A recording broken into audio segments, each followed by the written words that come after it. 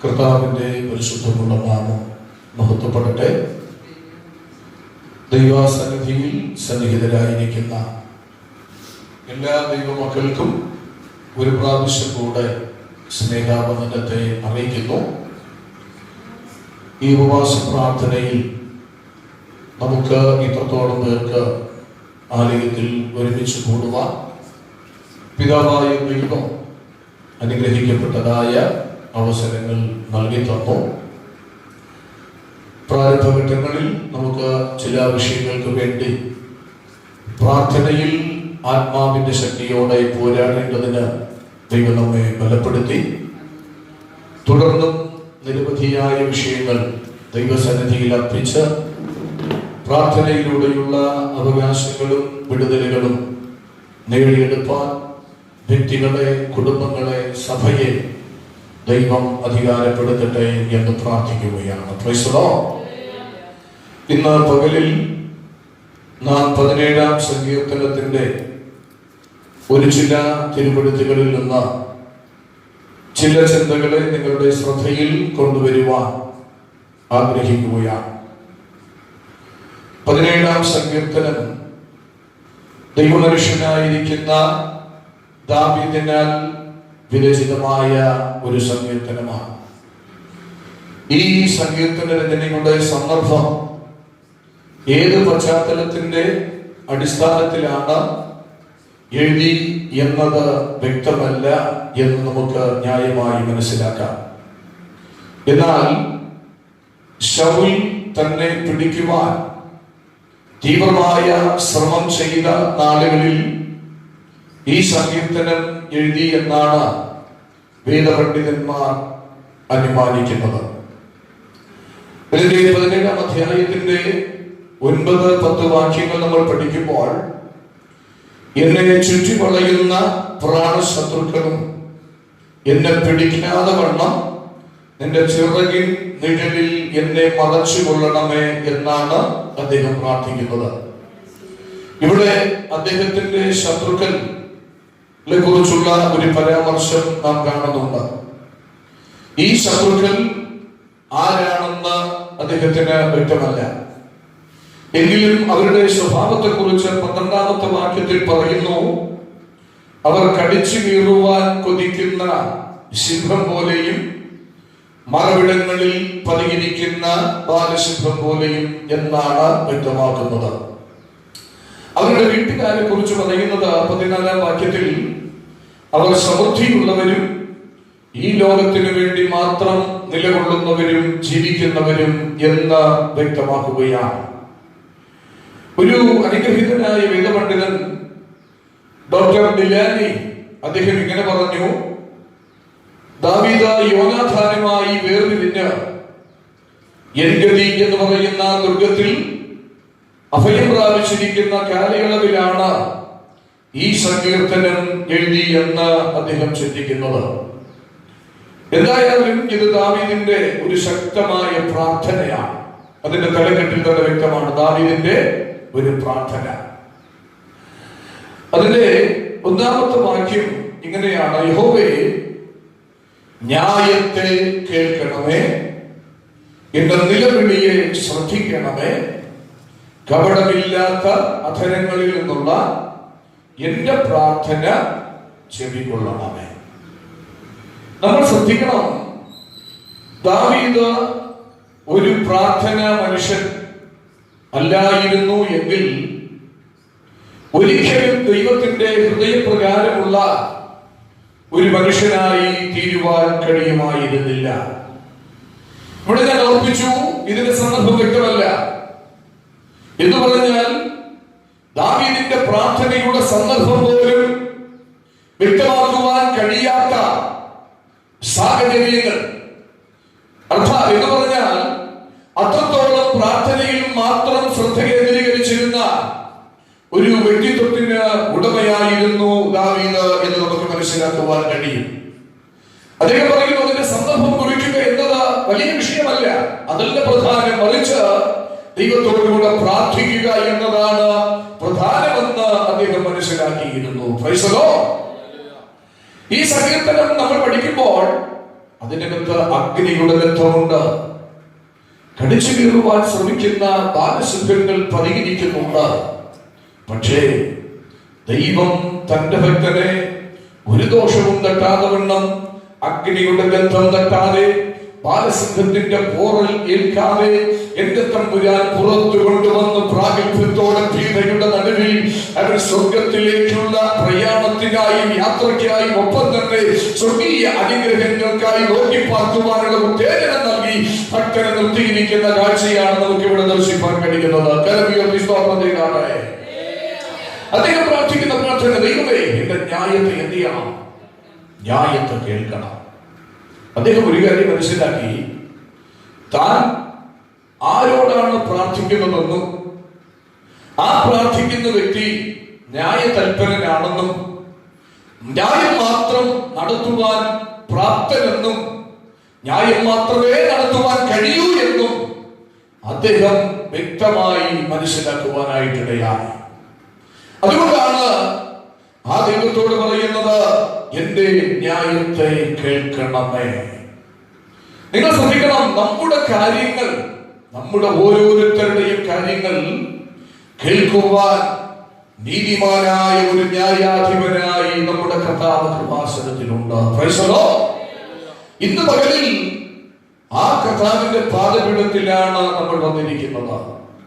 അവിടുന്ന് ഒരിക്കലും നമ്മെ കൈവിടുവാൻ ആഗ്രഹിക്കുന്നില്ല. അവൻ ന്യായമായ നിലയിൽ ന്യായമായത് നമുക്ക് നൽകി തരുവാൻ ഇന്ന് പകൽക്കാലം ഈ പ്രാർത്ഥനയുടെ മധ്യത്തിൽ നമ്മുടെ കർത്താവ് വന്നിട്ടുണ്ട്. Price the Lord. ഒരുപക്ഷേ ഈ തോട്ടത്തിൽ അധ്വാനിക്കാൻ ഇറങ്ങിയത് 9 മണി നേരത്താകാം, 12 മണി നേരത്താകാം, അല്ല എന്നുണ്ടെങ്കിൽ 3 മണി നേരത്താകാം. എന്നാൽ ന്യായമായവനാണ് നിന്നെ ഈ തോട്ടത്തിലാക്കിയത് എങ്കിൽ അവൻ ഏത് സമയത്ത് ഇറങ്ങി എന്നത് അവൻ ദൈവത്തിന് പ്രശ്നമല്ല. ന്യായമായത് നിന്റെ മക്കൾ ഏൽപ്പിക്കുവാൻ ഇന്ന് പകൽക്കാലം ദൈവത്തിന് പദ്ധതിയുണ്ട്. അത് വിശ്വസിക്കുന്ന ദൈവത്തെ ഓർത്ത് ഞാൻ എന്റെ ദൈവത്തിന് സ്തോത്രം ചെയ്യുകയാണ്. Price the Lord. ഇവിടെ ശ്രദ്ധിക്കണം, എന്റെ ന്യായത്തെ കേൾക്കണം എന്ന് പറയുമ്പോൾ അദ്ദേഹത്തിന്റെ കപടമില്ലായ്മ കൂടെ ഈ ഭാഗത്ത് അദ്ദേഹം എന്ത് ചെയ്യുന്നുണ്ട്? വ്യക്തമാക്കുന്നുണ്ട്. ഹൃദയം പരമാർത്ഥമാണെങ്കിൽ ദൈവം ഒരിക്കലും പ്രവർത്തിക്കാതിരിക്കത്തില്ല. Price the Lord. നമുക്കറിയാം, കപടമില്ലാത്ത അധരങ്ങൾ ഉള്ള വേദപുസ്തകത്തിലെ സാക്ഷാൽ കപടമില്ലാത്ത വ്യക്തി എന്ന് പറയുവാൻ അർഹതയുള്ള ഏക വ്യക്തി നമ്മുടെ കർത്താവായ യേശു ക്രിസ്തുവാണ്.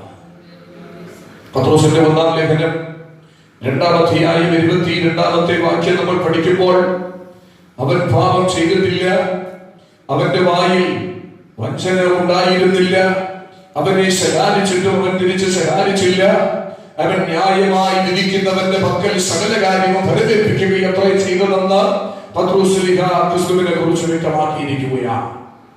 എന്ന് പറഞ്ഞാൽ സാക്ഷാൽ കപടമില്ലാത്തവൻ ആരെന്ന് ചോദിച്ചാൽ അത് നമ്മുടെ കർത്താവായ യേശു ക്രിസ്തു മാത്രമാണ്. എന്നാൽ ആ യേശു ഒരിക്കൽ അവൻ മറ്റൊരു വ്യക്തിയെ കുറിച്ച് കപടമില്ലാത്തവൻ എന്ന് പറഞ്ഞു. യോഹന്നാൻ എഴുതിയ സുവിശേഷം 1-ാം അധ്യായം നമ്മൾ പഠിക്കുമ്പോൾ, ഫിലിപ്പോസ് നഥനയേലിനെ യേശുവിനെ പരിചയപ്പെടുത്തുകയാണ്. നസറത്തിൽ നിന്ന്, ആ സന്ദർഭത്തിൽ നസറത്തിൽ നിന്ന് നന്മ ലഭിക്കുമോ എന്ന് ചോദിച്ചുകൊണ്ട് കടന്നു വരുന്ന സന്ദർഭമാണ് നമ്മളിവിടെ വായിക്കുന്നത്. അദ്ദേഹം വന്നു കാണുക എന്ന് പറയുന്നു. യേശുവിനെ കാണുവാനുള്ള ആകാംക്ഷയോടെ നഥനയേൽ കടന്നു വരുന്നു. ആ സന്ദർഭത്തിൽ ക്രിസ്തു നഥനയേലിനെ നോക്കി പറഞ്ഞ ഒരു പദമാണ്, ഇവനാണ് സാക്ഷാൽ ഇസ്രായേല്യൻ. ഇവൻ കപടമില്ലാത്തവനാണ്. ഇവൻ കപടമില്ലാത്തവനായതുകൊണ്ട്, ഇവൻ ഞാൻ പറഞ്ഞ കാര്യങ്ങൾ വിശ്വസിച്ചതുകൊണ്ട്, ഞാൻ അത്തികുടലിലായിരുന്നു എന്നുള്ള കാര്യം അവൻ അംഗീകരിച്ചതുകൊണ്ട്, ഇവൻ ഇപ്പോൾ കണ്ടതല്ല, ഇനിയും ചിലതുകൂടെ ഇവൻ കാണുവാൻ പോവുകയാണ്. ദൈവത്തിന് മഹത്വമുള്ളതാണ്. അവൻ പരമാർത്ഥ ഹൃദയത്തിന്, കപടമില്ലാത്ത ഹൃദയത്തിന് ദൈവത്തിങ്കിൽ നിന്നും അസാധാരണമായ അവൻ ചിലത് കാണുവാൻ കഴിയും, അനുഭവിക്കുവാൻ കഴിയും എന്നുള്ള വസ്തുതയാണ് ഈ ഭാഗം വ്യക്തമാക്കുന്നത്. ശ്രദ്ധിക്കൂ, ഇവിടെ അദ്ദേഹം തുടർന്ന് പറയുന്നു, എന്റെ നിലവിളി എന്ത് ചെയ്യണം? ശ്രദ്ധിക്കണം. എന്റെ നിലവിളി ശ്രദ്ധിക്കണം.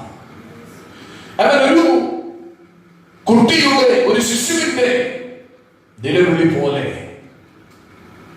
അതിന്റെ ആവശ്യത്തിന്റെ നടുവിൽ ആ കുഞ്ഞ് നിലവിളിച്ച മാതാപിതാക്കളുടെ സഹായം ഉറപ്പാക്കുന്നത് പോലെ ഇവിടെ ദാവീദ് ദൈവസന്നിധിയിൽ നിലവിളിക്കുകയാണ്. Price the Lord. ഒരിക്കലും ഒരു കുഞ്ഞിന്റെ നിലവിളി മാതാപിതാക്കൾക്ക് അവഗണിക്കുവാൻ കഴിയുകയില്ല. എന്താണെന്ന് മനസ്സിലാക്കും, അതിന്റെ പരിഹാരം കണ്ടെത്തുവാനായി അവർ പരിശ്രമിക്കും. അതേ നിലയിലാണ് ദാവീദ് തന്റെ ജീവിതത്തിന്റെ അവസ്ഥ ഒരു കുഞ്ഞിന്റെ നില എന്ന പോലെ പ്രാർത്ഥിക്കുന്ന സമിതത്തിൽ കൊണ്ടുവന്നിട്ട് അവർ നിലവിളിച്ചിട്ട് ഇങ്ങനെ പറയുന്നു, കർത്താവേ, ഞാൻ പ്രതിസന്ധിയുടെ നടുവിലാണ്. എന്റെ ശത്രുക്കൾ എന്നെ കടിച്ചു കീറുവാൻ പോവുകയാണ്. മാനസികങ്ങൾ എനിക്കെതിരെ പരിഗണിക്കുകയാണ്. എന്റെ പ്രാണൻ അപകടത്തിൽപ്പെട്ടിരിക്കുകയാണ്. ഇന്ന് പകൽക്കാലം എന്റെ ഈ തിക്താനുഭവത്തില്, ഈ അസന്നിഗ്ധമായ സാഹചര്യത്തില് എന്നെ സഹായിക്കാൻ ആരുമില്ലാതിരിക്കുന്ന ഈ രാത്രിയില് എനിക്ക് വേണ്ടി ഇറങ്ങി വരണമേ. ഞാൻ ദുർഗത്തിലാണ്, എന്റെ വേട്ടയാടുന്നവർ അനേകരുണ്ട്, എന്നെ സഹായിക്കാൻ ഇവിടെ ആരുമില്ല. എന്നാൽ ഇന്ന് പകൽക്കാലം എനിക്ക് വേണ്ടി ഇറങ്ങി വരണമേ എന്ന് പറഞ്ഞ ദാവീദ് ദൈവത്തോട് പറയുന്നു, കർത്താവേ, എന്റെ നിലവിളിയെ ശ്രദ്ധിക്കണമേ. Praise the Lord.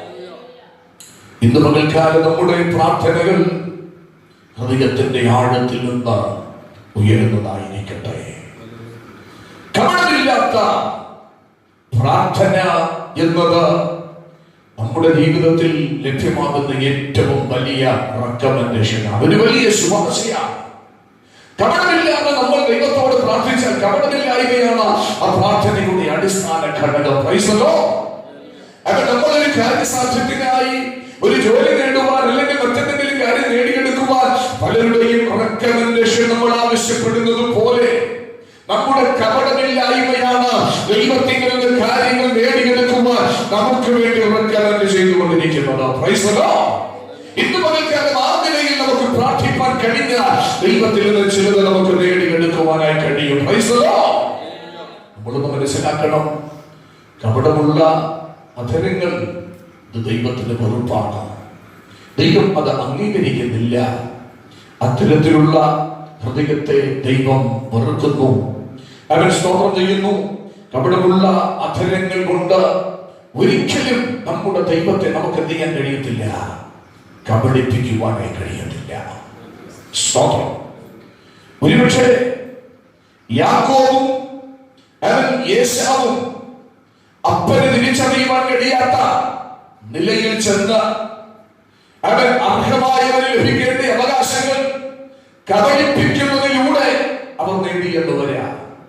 പക്ഷേ എന്റെ അപ്പന്, എന്റെ പിതാവായ ദൈവത്തിന് അവൻ യാക്കോബാരാണെന്നും യേശാവാരാണെന്നും, യാക്കോബൻ ആരുടെ രൂപമാണ്, ആരുടെ ശരീരമാണെന്നും, ആരുടെ സംസാരമാണെന്നും, ആരുടെ സംഘമാണെന്നും വ്യക്തമായി തിരിച്ചറിയുവാൻ എന്റെ പിതാവിന് കഴിയും. Price the Lord. നമ്മുടെ കപടം കൊണ്ട് ഒരിക്കലും നമ്മുടെ ദൈവത്തെ നമുക്ക് അവൻ കളിപ്പിക്കുവാനായി കഴിയത്തില്ല, വഞ്ചിക്കുവാൻ കഴിയത്തില്ല. അവൻ ദൈവം നമ്മെ വ്യക്തമായി അറിയുന്ന ദൈവമാണ്. Price the Lord. അതുകൊണ്ട് അതിൽ ഇന്ന് പകലിൽ നമുക്ക് ആത്മാർത്ഥമായി ദൈവസന്നിധി നിലവിളിക്കണം. കർത്താവേ, എന്റെ നിലവിളി കേൾക്കണം. നമ്മുടെ ജീവിതത്തിന്റെ പാപ സ്വഭാവങ്ങൾ നമ്മൾ മാറ്റിവെച്ചുകൊണ്ട് അത് തമ്പുരാൻ അവൻ സ്വന്തം, ഞാൻ പറയട്ടെ, നമ്മുടെ വഴിപാടുകൾ, നമ്മുടെ യാഗങ്ങൾ അവൻ സ്വന്തം അതിൽ ദൈവ കപടത കണ്ടുകഴിഞ്ഞാൽ, അതിനകത്ത് തിന്മ കണ്ടുകഴിഞ്ഞാൽ എന്റെ ദൈവത്തിന്റെ പ്രവൃത്തിയല്ല, ന്യായവിധിയാണ് അതിന്റെ ഇറങ്ങി വരുന്നത്. തമ്പുരാൻ പറയുന്നു, കയ്യിലെ നോക്കി പാപം നിന്റെ വാതിൽക്കൽ കിടക്കുകയാ, നീ നന്മ ചെയ്തു എങ്കിൽ നിന്റെ യാഗത്തിൽ പ്രസാദം ഉണ്ടാകുമായിരുന്നു. Price the Lord. പക്ഷെ നന്മയില്ല. നിന്റെ ആരാധനയിൽ അവൻ സ്തോത്രം ദൈവത്തിന് അംഗീകരിക്കത്തക്ക നിലയിലുള്ള യാതൊരു ക്വാളിറ്റി ഞാനതിൽ കാണുന്നില്ല. അവന്റെ സ്തോത്രം പാപം നിനക്ക് വേണ്ടി വാദിച്ചു കൊണ്ട് നിൽക്കുകയാണ്. അതിന്റെ ആസക്തി നിന്നോടാണ്. അത് നിന്നെ കീഴടക്കുവാനുള്ള അവൻ സ്തോത്രം ആസക്തിയോടെ നിന്നെ സ്വാധീനം ചെലുത്തിക്കൊണ്ടിരിക്കുകയാണ്. ഇന്ന് പകൽക്കാലം നിനക്കത് കീഴ്പ്പെടുത്തുവാൻ കഴിഞ്ഞ നീ ജയിക്കുക തന്നെ ചെയ്യൂ. അല്ല, നിനക്ക് കീഴ്പ്പെടുത്തുവാൻ കഴിഞ്ഞില്ലെങ്കിൽ അത് നിന്നെ കീഴ്പ്പെടുത്തുവാനിടയായി തീരും. Praise God. ഇന്ന് പകലിൽ പ്രിയമുള്ളവരെ, അവൻ നമ്മുടെ കപടമില്ലായ്മയിൽ നമ്മുടെ ദൈവത്തെ നമുക്ക് നിലവിളിക്കാം. അവൻ കൃത്യമായി അവൻ യേശുവിന്റെ അടുക്കൽ വന്ന് പറഞ്ഞത് ഇങ്ങനെയാണ്, കർത്താവേ, അല്ലയോ ദാവീദ് പുത്രാ, എന്നോട് കരുണയുണ്ടാകണം.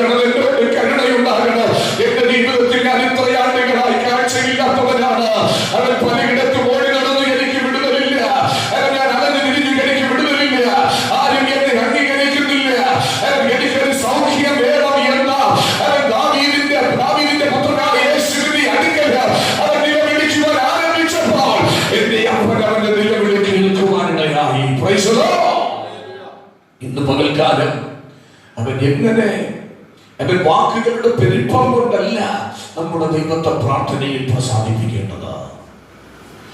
ഒരുപക്ഷെ നമ്മുടെ പ്രാർത്ഥനയ്ക്ക് വ്യാകരണം കാണത്തില്ല. എങ്ങനെ പ്രാർത്ഥിക്കണമെന്ന് നമുക്ക് അറിഞ്ഞുകൊണ്ടായിരിക്കാം. നല്ല വാക്കുകൾ നമ്മുടെ പ്രാർത്ഥനയ്ക്ക് ലഭിച്ചു എന്ന് വരത്തില്ല. പക്ഷേ അത് ഹൃദയത്തിന്റെ ആഴത്തിൽ നിന്നുള്ളതായ എന്റെ ദൈവമേ എന്റെ നിലവിളി കേൾക്കണമേ എന്ന് ദാവീദിനെ പോലെ ഉള്ളം സ്തോത്രം ദൈവസന്നിധിയിൽ പകർന്ന് പ്രാർത്ഥിക്കുവാൻ കഴിഞ്ഞാൽ ആ പ്രാർത്ഥനയ്ക്ക് മറുപടിയുണ്ട്, നിശ്ചയമായും മറുപടിയുണ്ട്. പ്രാർത്ഥന എന്നത് നമ്മുടെ ഉള്ളം ദൈവസന്നിധിയിൽ പകരുന്ന ഒരു അനുഭവമാണ്. നമ്മുടെ ഹൃദയം ദൈവസന്നിധിയിൽ പകരുന്ന ഒരു അനുഭവമാണ്. 62-ാം സങ്കീർത്തനം വേഗത്തിൽ ഒരു ഭാഗം വായിച്ച 62-ാം സങ്കീർത്തനം അതിന്റെ 8-ാമത്തെ വാക്യം വായിച്ചാട്ടെ. 8-ാമത്തെ വാക്യം.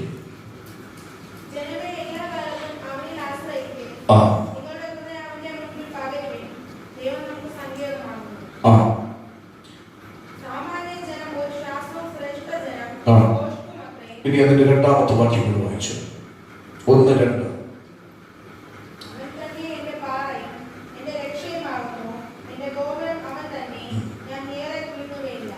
ഒന്നാമത്തെ വാക്യം, എന്റെ ഉള്ളം ദൈവത്തെ നോക്കി മൗനമായിരിക്കുന്നു, എന്റെ രക്ഷ അവങ്കൽ നിന്ന് വരുന്നു. സ്തോത്രം. അതിന്റെ 8-ാമത്തെ വാക്യത്തിന്റെ അവസാന ഭാഗത്തിൽ നിങ്ങളുടെ ഹൃദയം അവന്റെ മുൻപിൽ പകരുവിൻ. നമ്മുടെ ഹൃദയം ദൈവത്തിന്റെ മുൻപിൽ പകരപ്പെടുമ്പോൾ നമ്മുടെ രക്ഷ ദൈവത്തിങ്കൽ നിന്ന് ലഭിക്കുവാനിടയാകുന്നു. നമ്മുടെ പ്രാർത്ഥന അത് ഹൃദയത്തിന്റെ ആഴത്തിൽ നിന്ന് ഉയരണം. ഒരു തോമസ് ഡോച്ച് എന്ന് പറയുന്ന ഒരു മനുഷ്യൻ ഇങ്ങനെയാണ് ചോദിച്ചത്: നമ്മുടെ ഹൃദയത്തിൽ നിന്ന് ഉയരാത്ത പ്രാർത്ഥന ദൈവത്തിന്റെ ഹൃദയത്തിൽ എങ്ങനെയാണ് എത്തുന്നത്? കാരണം നമ്മുടെ പ്രാർത്ഥനകൾ ഒരിക്കലും യാന്ത്രികമാകരുത്, അതൊരിക്കലും അഭിനയമാകരുത്, അതൊരിക്കലും അലങ്കാരമോ ആഡംബരമോ ആകരുത്. അത് ആത്മാവിനെ തൊട്ടുണർത്തുന്ന പ്രാർത്ഥനയായിരിക്കണം. അവന്റെ ഹൃദയത്തെ തൊട്ടുണർത്തുന്ന പ്രാർത്ഥനയായിരിക്കണം. അവൻ ഹന്ന പറഞ്ഞതുപോലെ എന്റെ ഉള്ള ഞാൻ എന്റെ അപ്പനോട് പകരുകയായിരുന്നു, അത് ഇന്ന് ഈ പ്രാർത്ഥന വേള അവൻ നമ്മുടെ ഹൃദയം ദൈവസന്നിധിയിൽ പകരുവാനുള്ള നിമിഷമാണ്. അവൻ നമ്മുടെ ഉള്ളിന്റെ വേദനകൾ ആരോടും പറഞ്ഞറിയിക്കുവാൻ കഴിയാത്തത്, മനുഷ്യരിൽ നിന്നും പരിഹാരം ലഭ്യമാകുവാൻ സാധ്യമാകാത്തത് ഇന്ന് പകൽക്കാലം പ്രിയന്റെ ഭാഗമെടുത്ത് ഇറക്കി വെച്ച് വിടുതലും വീണ്ടും ആശ്വാസവും പ്രാപിക്കുവാനുള്ള ഒരു നിമിഷമായി തീരട്ട. ഇവിടെ ഭക്തൻ പറയുന്നത് പോലെ നിലവിളി, എന്റെ നിലവിളി ശ്രദ്ധിക്കണമേ എന്ന് ഇന്ന് പകൽക്കാലം നമുക്ക് ഹൃദയംഗമായി ദൈവത്തിന്റെ സന്നിധിയിൽ പ്രാർത്ഥിക്കാം.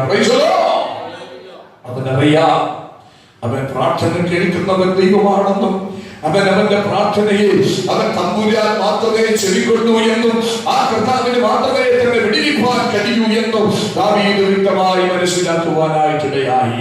പ്രിയമുള്ളവരെ, ഇന്ന് പകൽക്കാലം അവൻ ദാവീദിനെ പോലെ നമുക്ക് ഹൃദയംഗമായി അവൻ നമ്മുടെ കർത്താവിനെ നമുക്ക് മഹത്വപ്പെടുത്താം. അതിന്റെ 2-ാമത്തെ വാക്യം കൂടെ വായിച്ചാട്ടെ. 2-ാം വാക്യം 17:2. എനിക്കുള്ള വിധി നിന്റെ സന്നിധിയിൽ നിന്ന് പുറപ്പെടട്ടെ. നീ എന്റെ ഹൃദയത്തെ ശോധന ചെയ്ത്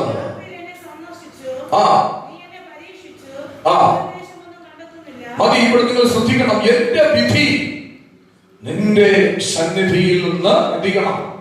പുറപ്പെടണം.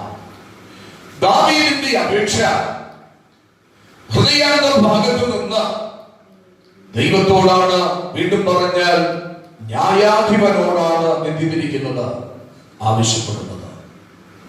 അദ്ദേഹം ആവശ്യപ്പെടുന്നു, എന്റെ വിഷയത്തിലുള്ള വിധി അവിടുത്തെ സിംഹാസനത്തിൽ നിന്ന് എന്ത് ചെയ്യണം? പുറപ്പെടണം. ആ വിധിക്ക് വേണ്ടി ഞാൻ കാത്തിരിക്കുന്നു. എന്താണ് അദ്ദേഹം അവിടെ ആവശ്യപ്പെടുന്നത്? ആ വിധിയിൽ അദ്ദേഹം കാണുവാൻ ആഗ്രഹിക്കുന്ന, അദ്ദേഹം നേടിയെടുക്കുവാൻ ആഗ്രഹിക്കുന്ന വിഷയം എന്താ? ആവശ്യം എന്താ? നമ്മളവിടെ വായിക്കുന്നുണ്ട്, നിന്റെ കണ്ണ് നേർ മാത്രം കാണുക. ഈ ലോകത്തിൽ എല്ലാവരും മുഖപക്ഷമുള്ളവരായിരിക്കുമ്പോൾ എന്റെ ഉള്ളു കാണുവാൻ, എന്റെ അവസ്ഥ കാണുവാൻ, എന്റെ ഉള്ളിന്റെ ആഴം മനസ്സിലാക്കുവാൻ, ഉള്ളതുപോലെ മനസ്സിലാക്കുവാൻ അങ്ങേക്ക് മാത്രമേ കഴിയത്തുള്ളൂ. അതുകൊണ്ട് ഉള്ളത് അവിടുത്തെ കണ്ണെന്ത് ചെയ്യണം, കാണണം എന്നാണ് താൻ ദൈവത്തോട് ആവശ്യപ്പെടുന്നത്. മാത്രമല്ല ദൈവത്തിന്റെ പ്രാർത്ഥനയിൽ വ്യക്തമാണ്, അവൻ നിയമപ്രകാരം മാത്രമേ എനിക്കുള്ള വിധി അങ്ങയുടെ മക്കളിൽ നിന്ന് വരാവൂ.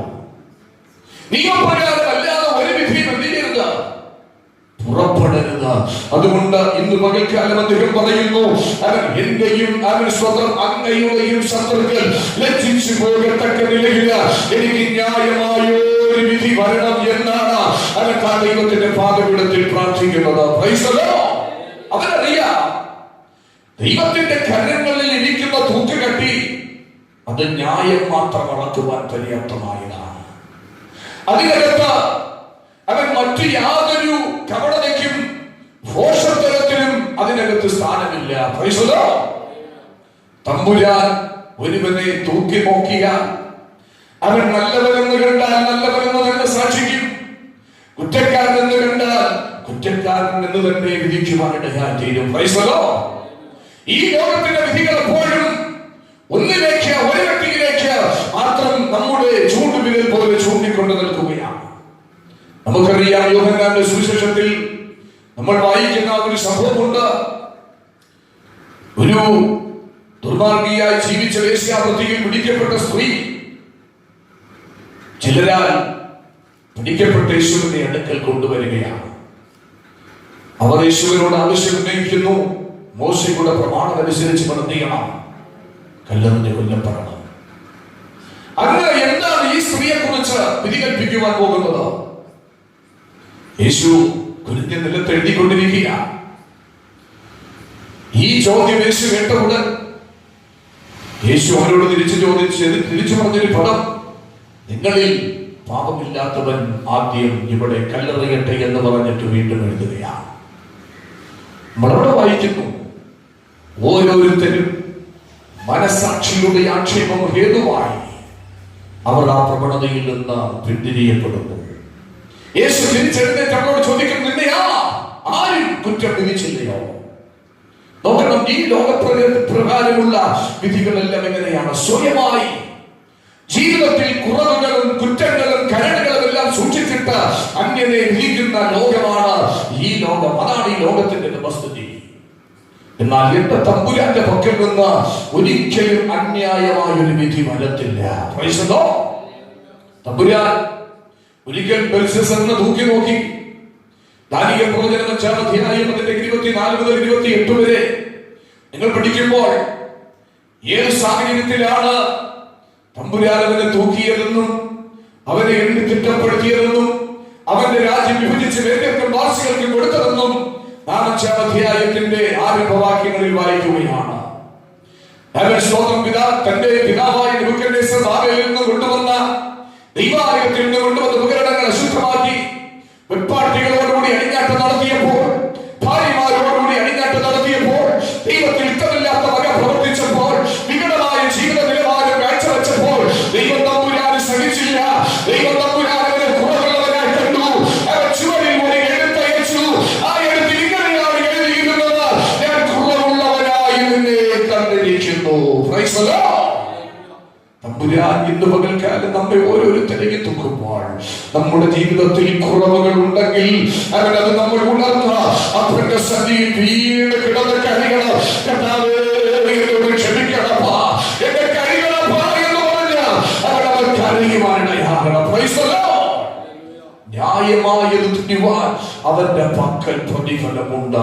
ഇന്ന് പകൽക്കാലം പ്രിയമുള്ളവരെ, എന്റെ വാക്ക് ഞാനിവിടെ ചുരുക്കുവാൻ താല്പര്യപ്പെടുകയാണ്.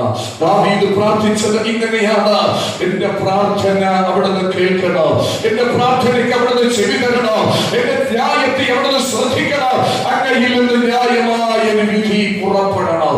ഇന്ന് പകൽക്കാലം ഈ പ്രാർത്ഥനയിൽ പങ്കെടുത്തുകൊണ്ടിരിക്കുന്ന എത്ര പേർ ആഗ്രഹിക്കുന്നുണ്ട്, എനിക്ക് എന്റെ കുടുംബത്തിന്, എന്റെ ജീവിതത്തിന്റെ വ്യത്യസ്ത ആവശ്യങ്ങൾക്ക്, ഞാൻ അഭിമുഖീകരിച്ചുകൊണ്ടിരിക്കുന്ന വിഷയങ്ങൾക്ക് ന്യായമായ ഒരു വിധി അങ്ങയുടെ മക്കളിൽ നിന്ന് പുറപ്പെടേണ്ടതിന് ഇന്ന് പകൽക്കാലം ഞാൻ കാത്തിരിക്കുകയാണ്.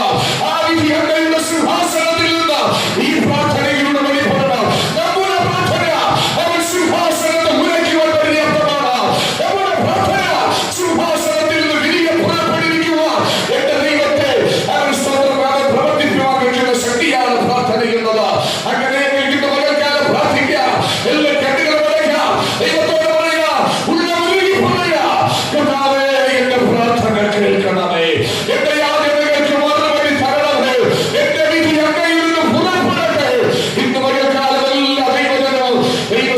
ശക്തിയിൽ സ്തോത്രം ചെയ്താട്ടെ. ഹല്ലേലൂയ. ഇന്ന് പകൽക്കാലം നമ്മുടെ കുറവുകൾ നമുക്ക് വരുവാനും ഏറ്റുപറയേണ്ടവ ഏറ്റുപറയുവാനും പരിശുദ്ധാത്മാവ് നമ്മെ സഹായിക്കട്ടെ. ദാവീദ് പറയുകയാണ്, നിന്റെ വിധി എങ്കിൽ എന്ന് പറയണം. അവൻ ശൗലിന്റെ നേരെ തന്റെ ഹൃദയം നേരുള്ളതായിരുന്നു. ശൗലിനെ ആക്രമിക്കുവാൻ പലപ്പോഴും ദാവീദിന് അവസരങ്ങൾ ലഭിച്ചു. പക്ഷേ ആ സന്ദർഭത്തിലൊന്നും ദൈവം അഭിഷേകം ചെയ്തവനെ ദാവീദ് തൊട്ടില്ല. ആ അടിസ്ഥാനത്തിൽ ദാവീദ് പറയുന്നു, ഞാൻ ന്യായമായി പ്രവർത്തിച്ചു, പക്ഷേ എന്നോട് എനിക്കെതിരെ അവർ രാജ്യദ്രോഹി കുറ്റം ചുമത്തുന്നു, എനിക്കെതിരെ അവർ അന്യായമായി ആരോപിക്കുന്നു. അതുകൊണ്ട് എന്റെ വിധി അങ്ങയുടെ പക്കൽ എന്ന് പറയണം. അങ്ങയുടെ സന്നിധിയിൽ നിന്ന് തന്നെ വിധി പുറപ്പെടണം. എന്നെ അവിടെ നിന്ന് പരിശോധിച്ചാൽ ഒരു കുറവും കാണുകയില്ലല്ലോ എന്ന ആശയത്തിലാണ് അങ്ങയുടെ സന്നിധിയിൽ നിന്ന് വിധി പുറപ്പെടണമെന്ന് അദ്ദേഹം ആഗ്രഹിക്കുന്നത്. മാത്രമല്ല അദ്ദേഹം പറയുന്നു, എന്റെ ഹൃദയത്തെ നന്നായി ശോധന ചെയ്യണം.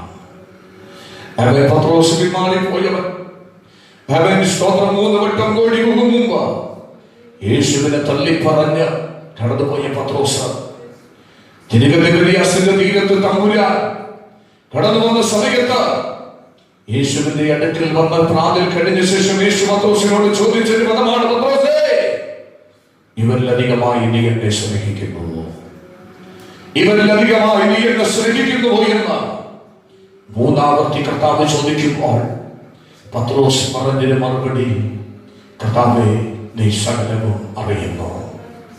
അതേ, നമ്മളെ അറിയുന്നവനാണ് നമ്മുടെ ദൈവം. നമ്മുടെ ഹൃദയത്തെ ശോധന ചെയ്യുന്നവനാണ് നമ്മുടെ കർത്താവ്.